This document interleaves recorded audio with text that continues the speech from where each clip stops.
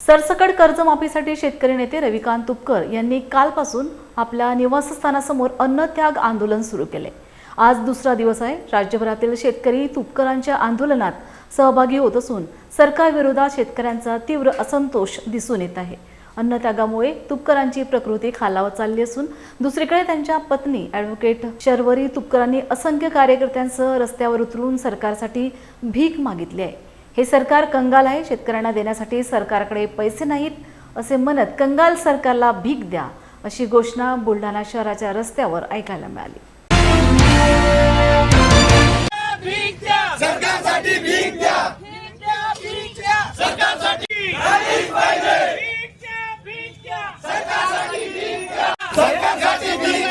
या कंगाल सरकारकडे उद्योगपतींचं कर्ज माफ करण्यासाठी 16 लाख कोटी रुपये आहेत, पण माझ्या शेतकरी भावांवर झालेलं सरकारच्या चुकीच्या धोरणामुळे झालेलं कर्ज माफ करण्यासाठी पैसे नाहीत। म्हणून आम्ही आज भीक मागो आंदोलन करत आहोत। आम्ही हे भीक मागून सरकारकडे पाठवणार आहोत की याने तरी सरकारला सुबुद्धी द्यावी आणि सरकारने आमची सरसकट कर्जमुक्ती करावी।